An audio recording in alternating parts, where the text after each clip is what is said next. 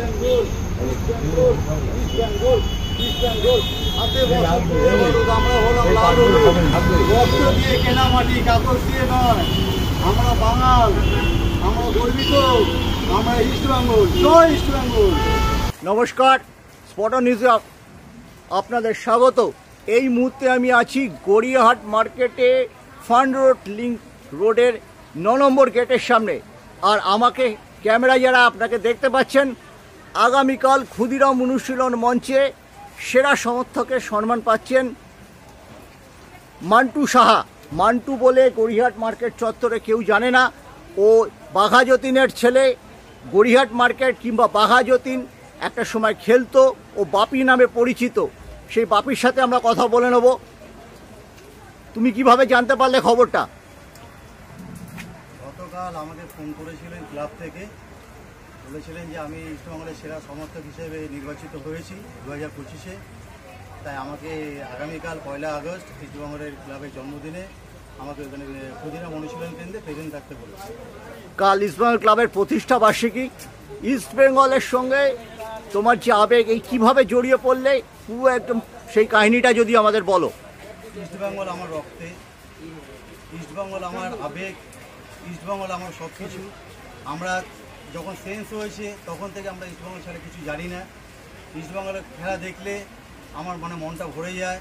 আমরা ছোটোবেলা থেকে তখন তো আর একা মাঠে যাওয়ার ইচ্ছে থাকলেও তো পারতাম না, তাই বড়দের সঙ্গে হাত ধরে যেতাম মাঠে। ইস্টবেঙ্গলের খেলা মিস করতাম না। বড় হয়েও একই জিনিস এখন কারবার করছি। এই তো দেখতে পাচ্ছি দোকান, এই দোকান ছেড়েও কিন্তু আমি দৌড়ে চলে যাই। কখনো বাসে, কখনো আমার সাইকেল নিয়েও চলে যাই। হ্যাঁ, তোমাকে আমি যুব ভারতীতে অনেক সময় দেখেছি। সাইকেল নিয়েও যুব ভারতীতে গেছি।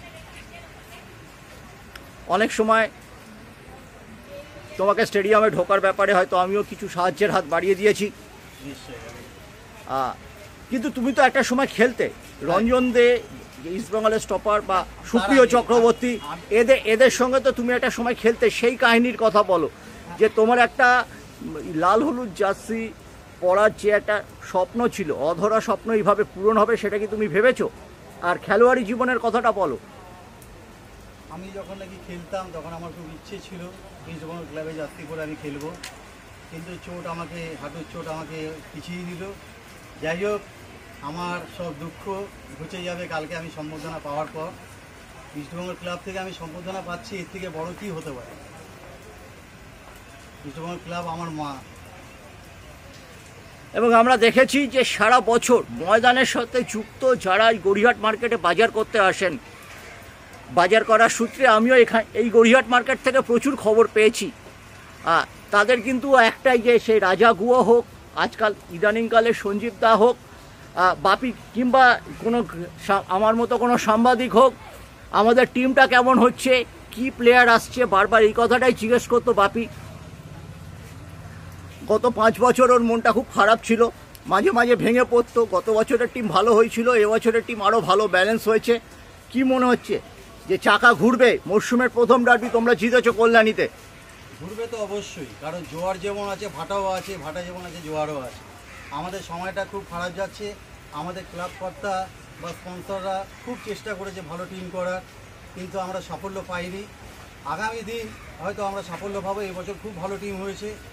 আর ইস্টবেঙ্গল মানেই হচ্ছে লড়াই করেই আমরা আছি, আর লড়াই আমরা করব, ভবিষ্যতেও করব, কিন্তু হাল ছাড়ব না। ইদানিংকালে একটা বিতর্ক চলছে যে ইস্টবেঙ্গল সমর্থকরা যেটা গর্ব করে বলেন যে আমাদের ক্লাব বিক্রি হয়নি, ট্রফি আমাদের জিতলে, আমরা হয়তো জিতি না কিন্তু আসে, একটা ট্রফি জিতলে মাঠেই আসে। এই ব্যাপারটা অবশ্যই এটা নিয়ে তো আমরা বলবো, আমরা এটা রীতিমতো গর্ব করব।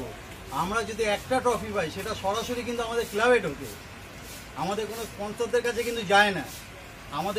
আমাদের ট্রফি আমাদের ক্লাবেই আসে, এটা আমরা গর্ব করি যে আমাদের ট্রফি।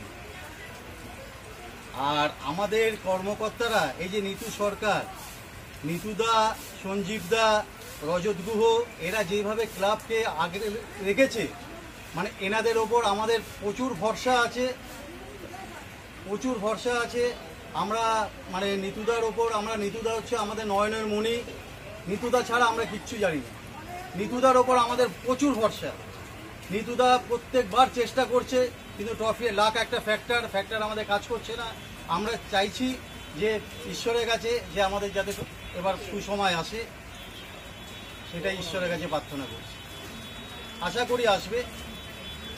বাপি, এই যে আমি দেখছি আমাদের এখানে গড়িয়াহাট মার্কেটে যে এই মন্দিরটা আছে, যেখানে শ্রাবণ মাসে আগামীকাল শনিবার দিন খুব বড় পুজো,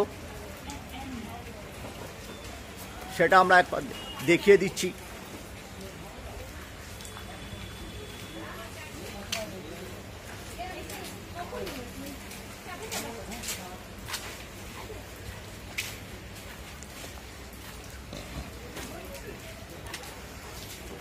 এই মন্দিরটা তো তুমি দেখাশোনা করো।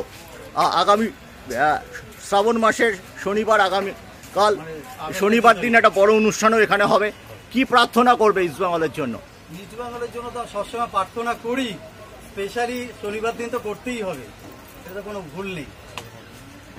এবার বাবা ট্রফি তো চাই থেকে সব ঈশ্বর সবাই ইস্ট বেঙ্গলের দিকে বাড়িয়ে দেবেন সহযোগিতার হাত। একদম একদম একদম একদম, আমরা তো এই প্রার্থনাই করবো। কারণ আমরা ইস্ট বেঙ্গল ছাড়া আছি কি, ইস্ট বেঙ্গল ছাড়া আমরা বাঁচবো না। ইস্ট বেঙ্গল আমাদের সব, ইস্ট বেঙ্গল আমাদের রক্তে। জয় ইস্ট বেঙ্গল।